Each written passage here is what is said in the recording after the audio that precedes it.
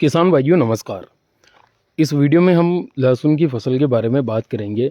लहसुन फसल में 70 दिन के बाद में हमें कौन कौन सी गलतियां नहीं करनी चाहिए, इसको लेकर इस वीडियो में हम बात करेंगे। लेकिन किसान भाइयों, उससे पहले मेरा आपसे एक सवाल है कि आप मुझे कमेंट करके बताइए कि आपकी लहसुन इस टाइम पर कितने दिन की हो चुकी है। क्योंकि इस बार क्या है कि बरसात की वजह से बहुत सारे एरिया में लहसुन की लेट बुआई भी हुई है। तो अभी बहुत सारे ऐसे किसान भाई हैं जिनकी फसल 2 महीने के आसपास भी है। बहुत सारे ऐसे किसान भाई हैं जो कि लहसुन की हार्वेस्टिंग करने वाले हैं। तो आप मुझे कमेंट करके बताइए कि आपकी लहसुन इस टाइम पर कितने दिन की हो चुकी है। किसान भाइयों, अब बात करते हैं कि इस टाइम पर अगर आपकी लहसुन 70-75 दिन के आसपास है या 80 दिन के आसपास है, तो अब आपको कौन कौन सी गलतियाँ नहीं करनी है, इसके बारे में इस वीडियो में हम बात करेंगे। लेकिन उससे पहले अगर आपने हमें फॉलो नहीं किया है तो फॉलो कर लीजिए। और देखिए किसान भाइयों, हम अलग अलग वीडियो में अलग अलग बहुत सारी दवाइयों के बारे में आपको जानकारी देते रहते हैं। तो ज़रूरी नहीं है कि आपको सभी दवाइयों का उपयोग करना है।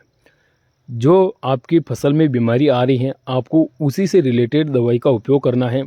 और समय पर, जैसे अभी मान लीजिए 70 दिन की अवस्था है, तो इस टाइम पर जो खाद डालना है उसी खाद का आपको इस टाइम पर उपयोग करना है। सभी खादों का या फिर सभी दवाइयों का आपको अपनी लहसुन में उपयोग नहीं करना है। इससे व्यर्थ का खर्चा काफ़ी ज़्यादा होता है। तो अब बात करते हैं कि अगर लहसुन 70, 75 या 80 दिन की है, तो इस टाइम पर हमें कौन कौन सी बातों का ध्यान रखना है। तो यहाँ पर सबसे पहली बात तो आपको यूरिया खाद का उपयोग बिल्कुल नहीं करना है। क्योंकि यूरिया खाद का अगर आप ज़्यादा उपयोग करेंगे तो आपके लहसुन का तना फटेगा और कंद फटने की समस्या आएगी। तो आपको यूरिया खाद का उपयोग तो बिल्कुल भी नहीं करना है।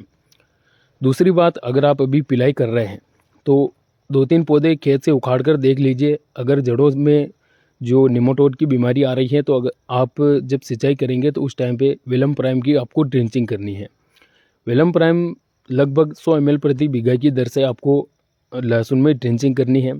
साथ ही साथ अगर तना फटने जैसी समस्या, कंद फटने जैसी समस्या दिखाई दे रही है, तो आप जो खाद डालेंगे उसके साथ में बोरान को भी मिलाकर डाल सकते हैं या फिर ऊपर से स्प्रे कर सकते हैं। इसके अलावा खाद की बात करें तो आपको यहाँ पर कैल्शियम नाइट्रेट खाद का उपयोग करना है। 70 से 80 दिन के बीच कैल्शियम नाइट्रेट खाद का उपयोग करना काफ़ी ज़रूरी होता है और इस टाइम पर इसका काफ़ी अच्छा रिजल्ट भी देखने को मिलता है। तो आप 70 से 80 दिन के बीच में कैल्शियम नाइट्रेट खाद का उपयोग ज़रूर करें। इसके अलावा अगर स्प्रे की बात करें तो अभी के टाइम में बहुत सारे किसान भाइयों की लहसुन में थ्रिप्स की समस्या देखने को मिल रही है। तो अगर आपकी लहसुन में थ्रिप्स जैसी कोई समस्या देखने को मिल रही है, तो यहाँ पर आपको इमिडाक्लोप्रिड 40% और फिप्रोनिल 40% वाला जो टेक्निकल आता है, जैसे कि बायर की लिसेंटा या फिर गार्डा की पोलिस, इसका स्प्रे करना है। साथ में आप टेबुकोनाजोल प्लस सल्फर वाला फंगिसाइड टेक्निकल भी ले सकते हैं।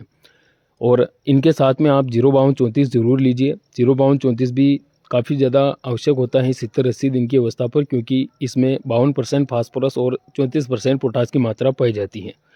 तो 05234 भी आपको इस टाइम पर लेना है। और अगर आप स्प्रे कर रहे हैं तो आपको साथ में चिपको ज़रूर मिलाना है, क्योंकि चिपको अगर आप मिलाते हैं तो आपकी दवाइयों का 100% आपको रिजल्ट मिलेगा। तो चिपको आप सिलिकॉन बेस वाला अच्छा सा चिपको ज़रूर लीजिए और ये स्प्रे आपको करना है। और सिंचाई का मुख्य रूप से ध्यान रखिए, क्योंकि अब लहसुन में कंद बनने की अवस्था चल रही है।